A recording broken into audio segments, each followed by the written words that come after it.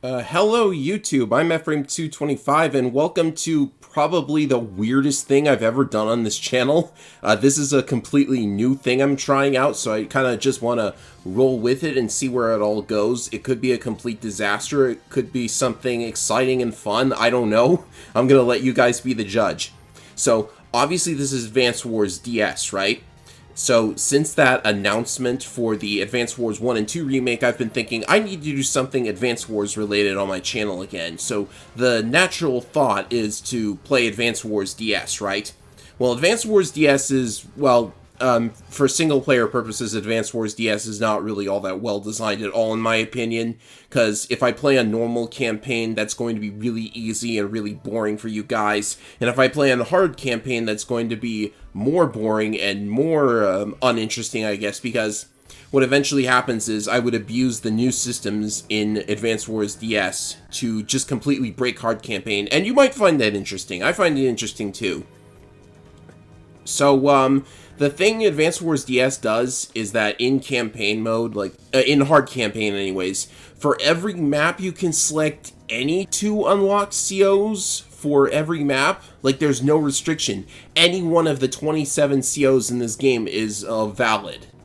So, yeah, that's pretty overpowered. You can pick Kanbei and Sonya in every map. And there's also dual strikes, or tag powers as they're called. Those are obviously overpowered too. You get 2 turns with a massive super boost. And there are also skills, which are a thing that you can do. If you level up your COs enough, you can attach skills to them, which allows you to customize the CO further by adding a bunch of bonuses and stuff. So, yeah, if I abuse that the usual way I would, it would not make for a good Let's Play, in my opinion. So we're going to do something even more exciting. So I will go ahead and load up a new hard campaign save. So, what I'm going to do has to do with the dice that you see through my camcorder in the lower left of your screen. What I'm going to do for each map is I have 2 green dice here. It might be a little bit difficult to see them because it's kind of, this camcorder is kind of blurry. It's your average cheap USB thing. So what I'm going to do is I'm going to roll the green dice, and the total of these green dice, there's 1 d20 and 1 d10. Those will determine the CO that I pick for that map. And these red dice, they are going to determine which level of skill I am going to be able to equip. There are 10 levels of skill. There's 10 skill levels, so every time your CO goes up a level, you unlock another level of skills, and there's a couple to choose from. So these red dice are going to determine which level I have to pick from. I can pick any skill from the level that has been rolled, but I can only pick from those levels. Now, here's where it gets really, really interesting. This black die has to do with a mod that I'm using. It is a mod by Zenesis Xenon, a well-known revolutionary Advance Wars hacker. Zenesis has put together a modification to the skill system that allows you to not only select from a much greater variety of skills, but there are also debuffs that you can pick from. If you want to give yourself a handicap, you can install this mod and choose a bunch of different debuffs as well. So that's what the black die is going to do. If I roll a 4, a 5, or a 6 on this black die, I don't have to pick any debuffs. But if I get a 1, a 2, or a 3, I have to select that many debuffs. And there are levels to the debuffs as well. I'm going to get into this first mission. Hard campaign actually skips out on the plot for in-mission dialogue, so nobody really cares about the plot. Like, if you want to if you want to know the plot, you can play this yourself. So I'm going to go into the menu here. So as you can see, for Rachel and Nell here, this save file has all the COs maxed out, by the way. They all have little crowns when they hit rank 99. Nobody ever got that far. So I can hit the X button to select... actually, that's the Y button. So, get me out of here. Can I get out of here? Thank you. Alright, so if I push this button... No, I have the buttons mapped incorrectly. I am so sorry. Alright, so if I hit this button, here are all of the buffs, and these are not the same as the original Advance Wars DS skills. Like, they're actually all organized into categories, which is going to make this much more interesting in my opinion. But there's a lot you can choose from. Like, if extra movement in super CO power or super CO power. I think that's Eagle's ability. Like, you can really mix and match, which is going to make things a lot more interesting, in my opinion, depending on what I roll. And, of course, if I go back and hit the other button, here are all of the debuffs. I would go through what all of them are, but I think it's much more fun. Rank 8 only has 1 debuff. Well, that's interesting. It's a pretty interesting skill, at least. Alright, so now you know what we're dealing with here. And I'm sure this will make Mission 1 very interesting, because Hard Campaign's first mission is actually very infamous. It's very highly difficult, like more than you would expect for Mission 1, even if it is hard mode. So I'm going to have to roll twice, because you can pick 2 COs. And here goes number 1. By the way, as I said, I have absolutely no idea how terrible this is going to turn out. It could be a complete disaster. But I'm rolling for it. Alright. Let's see what we have here. These might end up off screen, so I will just move them off screen. Trust me, I am not altering these after they are rolled. You'll just have to go on an honor system. So this is a 5, that means nothing happens there. I have a list of all the COs for what the results are, but I see 5 and 8. As I said, that might be a little blurry. But CO number 13 on my list. On my list, the COs are not just organized from, like, as they are on this screen here. I actually, like, looked at the PvP tier list and made it so that the strongest COs in PvP are the least likely to appear. So that's nice. But number 13 is actually Jugger. And for our skills, levels 1, 2, 5, and 4. So let's go ahead and look. They're all going to be buffs. So that is not the... I do not have the buttons mapped in the same way as Advanced Wars DS. Like, I've just been having them mapped in a certain way for so long. Alright, so we get 1 skill from level 1. We can actually trade attack power for... we can actually trade our CO power charge speed for more attack power. And since Jugger has really bad CO powers, I think I'm going to go with that. So, level 2, we can... All of these are defensive. You can trade... Nice movie reference, by the way. You can trade defense for slower CO power charging, which I will do. And level 4, this is Lash's skill, so that's interesting. It's nothing but planes on this first map. So, actually, I think I'm just going to take the Lash skill. And level 5... Oh, the descriptions are mismatched. That's interesting. But I'll go with the icons. So, like, all of these are weather skills. We can't use those. So I'm going to go with forced movement reduced down to 1. So that's our first CO. Like, you can see that these are very customizable. So who's going to be contestant number 2? Because I have to roll for both of these guys. And let's see, I hope these are all in the camera. Oh, we rolled Jugger a second time, actually. That's really interesting. It totals 13, and that's Jugger again. So what should I do with... Oh, I didn't even roll the black die. Hold on. Okay, it's 5 again. No biggie. Let's see, what do I actually didn't account for this. So I think what I'm going to do is if I roll a duplicate CO, then I will allow myself to pick anybody. And since I'm allowed to pick anybody, Cole or Kindle? Yeah, I'm going to pick somebody with a tag boost. So it's going to be Cole. And his skills... That is not the button I wanted. Yeah, okay. So they're all going to be buffs again. Level 1... I am going to go with the transport boost thing. Well, actually, should I go with that? Oh, actually, direct attack plus 10 looks better, actually. So that's level 1. I need to make sure these are all in the view. Yeah, they are. Okay. So 5, 6, and 7. Level 5, I will go with Pathfinder again. Level 6, I will go with...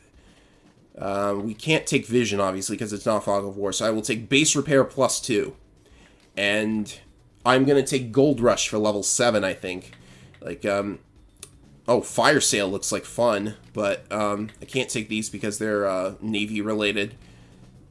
Yeah, I think Gold Rush is going to be the better option. Okay. Oh, whoops. I have to select them all again. Okay, there we go. I hit the correct buttons this time. So, that should be interesting. Yeah, this should be interesting to work with. I mean, I guess there's no reason not to start off with coal. So, yeah, we're going to see how this goes. I'm going to, like, write in all of the CO skills and everything that I picked. And then we will be underway. So I will be right back. Alright, I'm back and ready to roll. It seems that there's going to be some lag, unfortunately. I don't know if the people will be able to stand that, but let's just get right into it, and maybe it'll improve as we go. So yes, Mission 1, Jake's Trial. This is already a difficult mission starting out, so it's going to be very, very difficult with the skill loadout that I was forced to use thanks to the dice. So I'm just gonna, I can use the... Oh, animations are on. We don't want that. So, just turn that off. First thing we're going to do is start capturing stuff, because we need money. Luckily, we have that increase in income. So you can obviously see that these 3 medium tanks with 7 hit points apiece are going to be a bit difficult. Yeah, actually, if the game is going to be laggy, I think we should just turn the volume off completely. There we go. I can, like, splice in some music later or something. No sense in listening to laggy music. Right, so we can actually take out this first enemy. That'll be nice. I know it looks like there are not a lot of enemy units, and you can choke the point here. But don't be fooled. This is much, much more difficult than it seems. Probably should have gotten Prairie Dog so this recon could come out quicker. Let's start by getting ourselves an infantry. And that'll be the end for the first turn. Probably going to want to swap in Jugger once the really heavy combat starts up.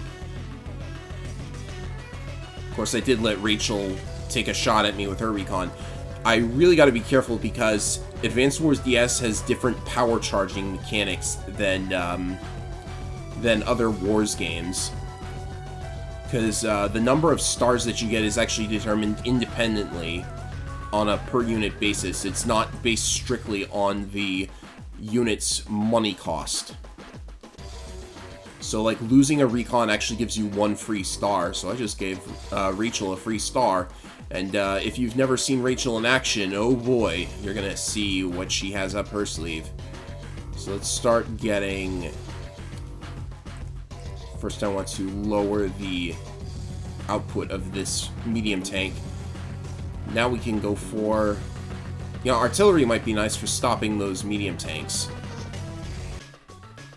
But, oh, another thing is that in these opening missions, you are actually heavily restricted in what, in what units you're allowed to purchase. You can't purchase anything more expensive than a missile. I think that's where it cuts off.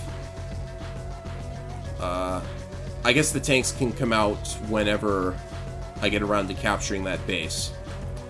So I want some defense, so I'm going to switch to Jugger, who has that defensive skill. His power meter will charge slower because that's just a thing that the skill does. Thank you, Xenesis.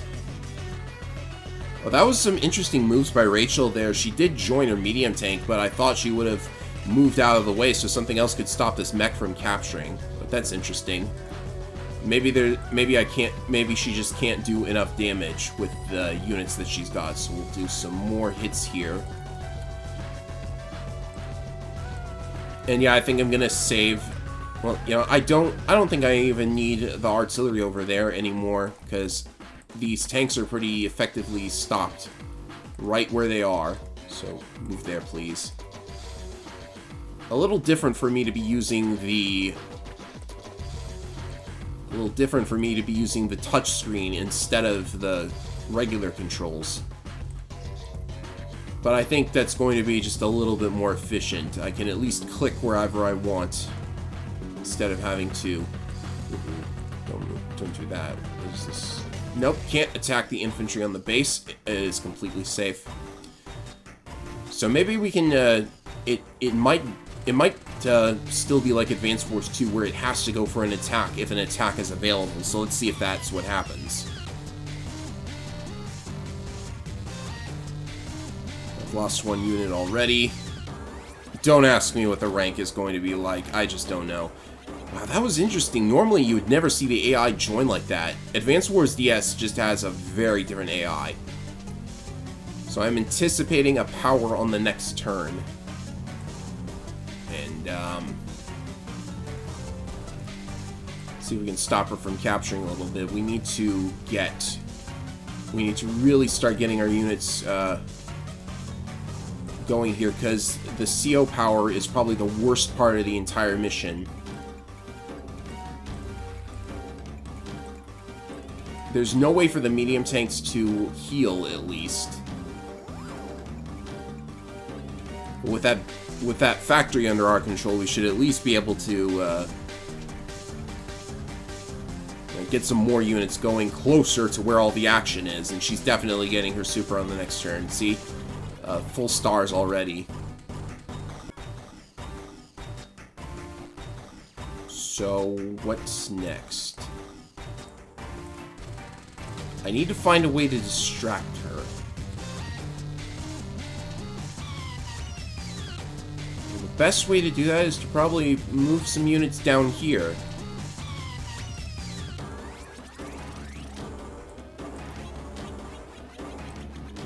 What will she...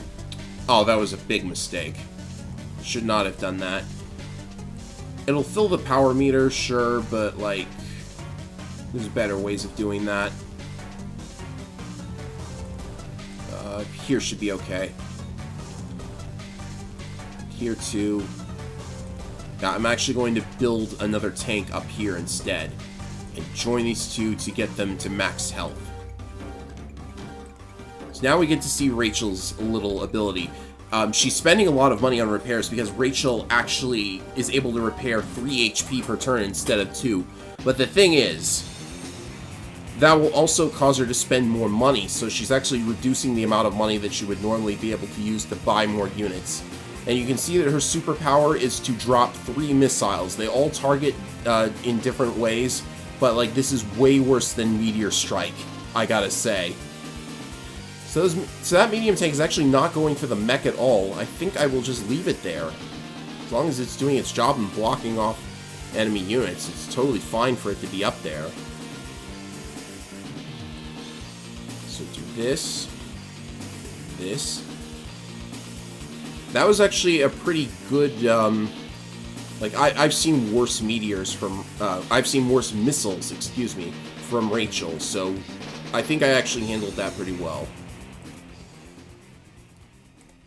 Now we can really start using our, money to get some big units.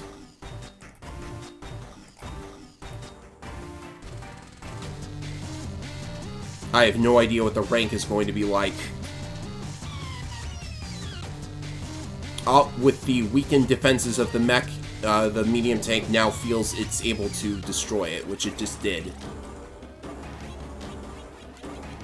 So now we need to block that point off. Got a little bit lucky there. For those who have never played this game, Jugger is basically like a stronger version of Flak. His luck ranges are just like Flak's. He can do more damage, or he might do less damage, but he has a bigger range than Flak. It's interesting because they were actually, it looks like, there's no way to know this for sure, but it looks like they wanted to cut Flak and Adder from the game completely, which is very sad. Flak is, well, he's kind of a more popular CO thanks to Totally Flacked. But they did eventually add him back in the end. So that's nice.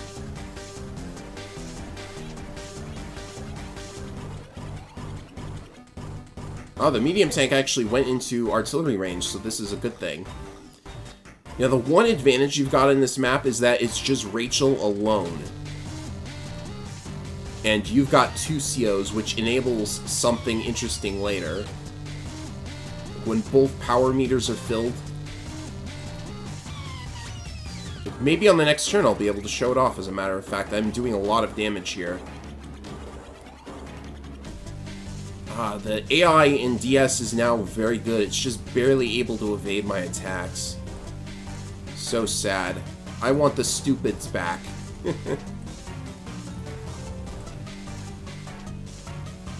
I'm only kind of half joking, like, by saying that.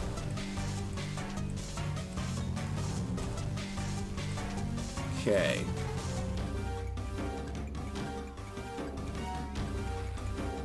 Yeah, I'll just have that tank repair on the HQ. So this is taking a while, but as I said, Jake's Trial is a very difficult map for how early in the game it is, even considering hard mode. But we should be able to turn the tide here. Now I'm going to activate something called a tag break, and this is one of the reasons that I took on this silly challenge in the first place. Prepared for megahertz. Nice, Jugger. Jugger's got some fun lines as well. Oh, this is gonna look weird because the heads of the COs are on the top screen, which I put in the top left of the screen. But basically, we now have Jugger's Super CO power, which greatly increases the range of his luck rolls. So, if I come over to this artillery, it says 47, but this could do a lot more if we get lucky. Oh, that's kind of sort of lucky. Tag breaks also increase your damage output in general if the... Oh, that was considerably unlucky, so that's not good. Tag breaks also give you a power boost if you've picked 2 COs with basically a lore bonus. And since Cole and Jugger are both Black Hole COs from the same sub-faction of Black Hole, I guess, they get a nice little firepower boost. Let's go ahead and destroy you too. Should I deal with this? Oh, that was exceedingly lucky. So yeah, that's the advantage of using Jugger. Same as with Flak. Sometimes you do more damage, sometimes you don't. As luck-based as this challenge is, then we might as well like use all of the luck we can get, right? Shame I had to disable the music. Otherwise, we would have that really awesome Black Hole tag power thing going. Anyways, the reason it's called a tag power is because you can switch to the other CO and get another turn. It's a 2-turn deal. You get 2 chances to attack. It's so broken.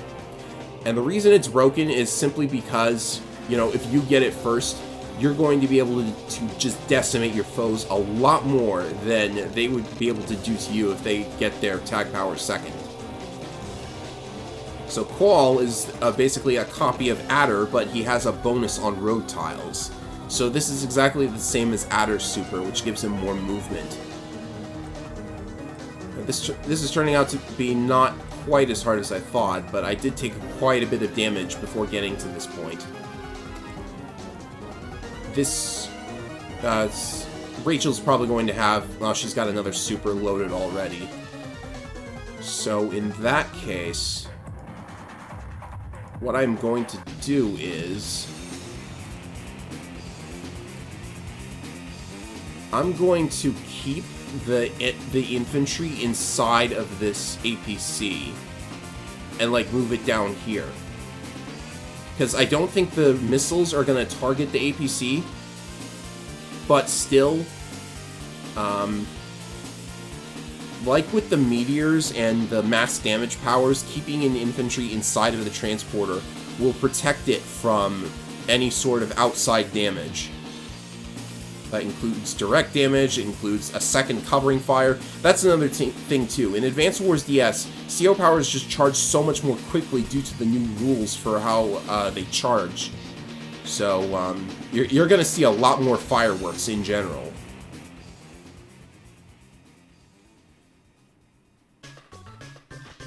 Alright, so you can see that I'm trying to gear up for an HQ capture here. Let's go ahead and drop the infantry there.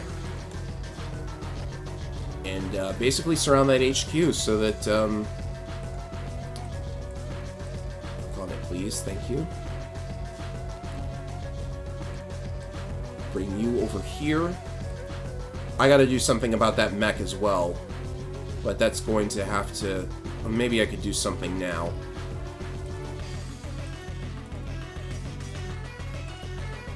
I can certainly do something to it. There we go.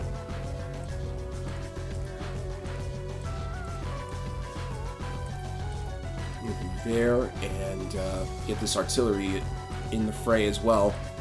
So this is going, the gameplay part of it is going better than I thought. It's just unfortunate that there's so much lag that I had to turn off sound because no one wants to listen to laggy music. Right. So I just have to block off these mechs from attacking the infantry, and that's going to be difficult because most of my tanks have actually taken quite a bit of damage. Attack this infantry, thank you.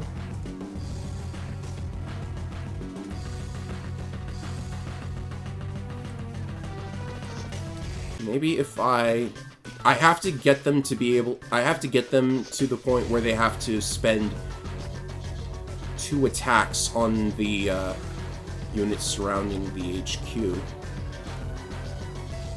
Actually, let's just go with this. It might take 3 turns to complete this HQ capture, but I don't mind. So over here. Let's get some more units going. And then I'm gonna switch to the CO with a defensive boost. So here we go. Let's see what Rachel does with this. Day 11. She's gonna get 1 hit in. 7 is very workable. Capture again. I should have picked one of those capture skills. I think there was one or two of those available. Maybe get some Jugger luck going. Oh, that's kind of lucky.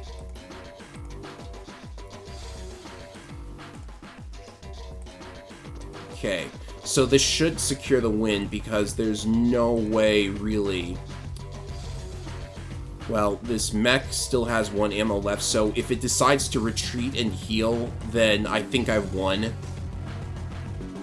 Otherwise, I hope the infantry is not reduced down to less than 3 HP. But those are pretty good odds. Yep, that's exactly what happened. The AI is smarter than that. 2 HP, it's gonna take another turn. And this tank is actually in the way, too. I really should have picked the capture skill and it would have done me the job. Note to self, never pick the base repair functions because the base repair skills are not good in a situation like this. They're not really that good for campaign mode, I would say. But now now we're good. Now it's done. There's no way she can win now. 13 days. I have no idea what the turn requirement for this is.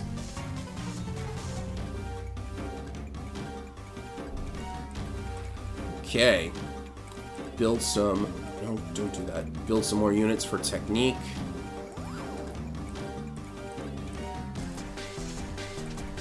And boom, we win. So that's the first map of Advanced Wars DS completed with a really weird, really silly challenge. The fact that this emulator lags on my computer, nice technique rank, by the way, but I did get an S rank, so that's something. So the fact that this lags on my computer probably means I will have to do something if I want to continue like this. Mommy? How do robots have mommies? I don't want to know. But yeah, let me know what you thought of this in the comments. I'm interested in seeing if people would want me to continue with this in spite of the lag. But we'll see how it goes. Maybe I could just edit this down and take out the uninteresting parts. There we go. That's the first mission done. Next up, we've got a much, much easier battle, so there should be a lot more wiggle room, I would say. Are any of these saves empty? Oh, this is certainly... Save file number 2. I'm going to be different and save under save file number 2. But next up, the new black. We actually fight against Jugger, which is interesting. See you later, everybody.